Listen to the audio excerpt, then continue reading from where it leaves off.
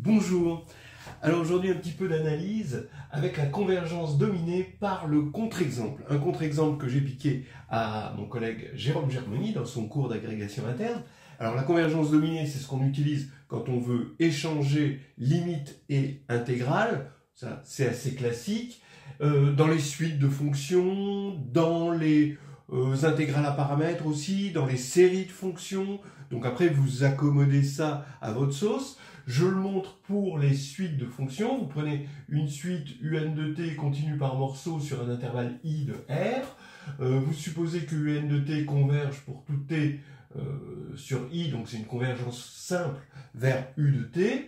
U de t intégrable sur i, continue par morceau. Vous supposez que UN de t est dominé par une fonction d de t qui est intégrable sur i, qui ne dépend pas de n, bien sûr. Alors vous pouvez faire l'échange de passage à la limite, voilà, et donc vous avez la limite quand n tend vers plus l'infini de l'intégrale sur i, qui est égale à l'intégrale sur i de la limite, c'est-à-dire de u de t dt. Bien.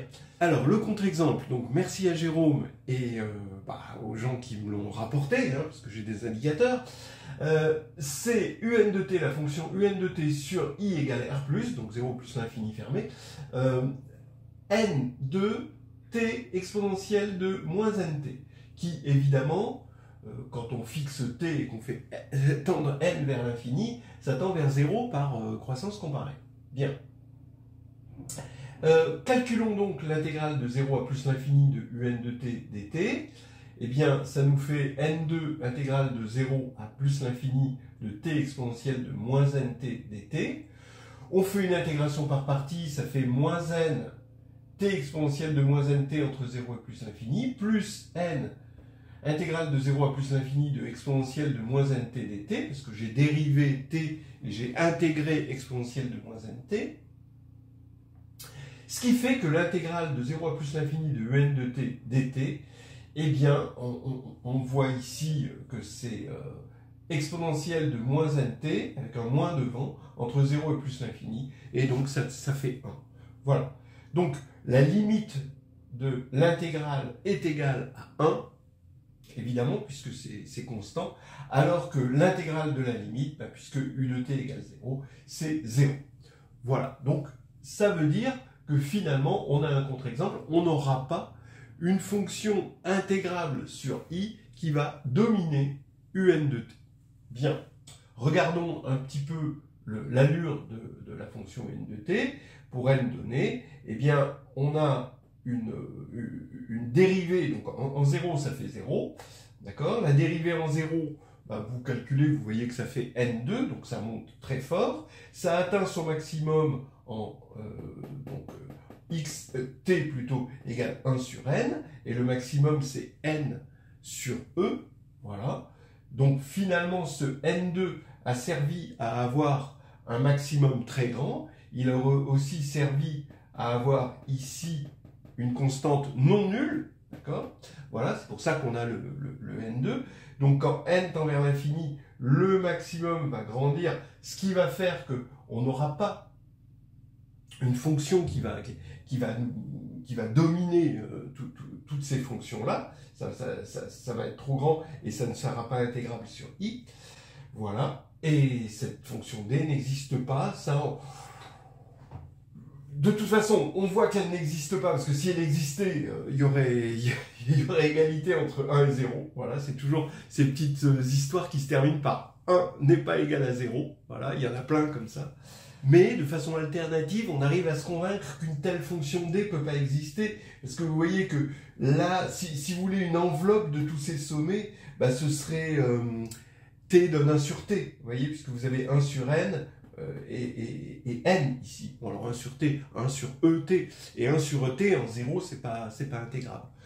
Voilà en gros comment j'arrive à m'en convaincre de façon alternative. Un dernier truc avant de partir, le lemme de Fatou, ça c'est plutôt pour ceux qui passent l'externe, qui dit que pour toute suite fn de fonctions mesurables sur un espace mesuré, à valeur dans 0 plus l'infini, la limite inférieure est mesurable et l'intégrale de cette limite inférieure est inférieure à la limite inférieure de l'intégrale. Voilà. Et effectivement, c'est ce qu'on voit dans l'exemple, puisque un de t, sa limite inférieure, quand vous regardez un de t, vous fixez un t et vous regardez la limite inférieure de la suite des un de t, ben ça va être 0, hein, forcément. Donc la limite inférieure ici c'est 0, donc l'intégrale ici c'est 0. En revanche, l'intégrale de un de t, eh ben, c'est 1. Donc la limite inférieure c'est 1. Maintenant, vous pouvez vous en servir de ce contre-exemple pour vous rappeler dans quel sens va le lemme de Fatou, hein, parce que c'est pas toujours évident de savoir où est l'inégalité, si c'est lui qui est plus petit que lui ou l'inverse. Sinon, vous avez encore un autre contre-exemple. Vous prenez un de t, cette fonction-là, de 0 jusqu'à l'infini, donc elle est nulle ici. Ensuite, ici, ben, la mesure de l'air ici est égale à 1, hein, l'intégrale c'est 1, de 0 à l'infini. Et donc, quand n croît, ben, vous voyez que cette petite bosse, elle se déplace, d'accord, tout le temps. Ce qui fait que, encore une fois, la limite inférieure de un, bah, vous fixez t et vous regardez la limite inférieure de un de t, bah, la limite c'est 0, hein, voilà déjà la limite, ça fait 0, donc l'intégrale bah, est nulle, mais la limite inférieure de l'intégrale, bah, étant donné que l'intégrale ici est toujours égale à 1, la limite inférieure bah, c'est 1. Donc vous avez encore l'inégalité qui est exprimée comme ça du lemme de Fatou. Ça peut vous servir aussi, c'est beaucoup plus visuel ici, hein, c'est une autre façon de voir les choses. Allez, c'était un short, on arrête là.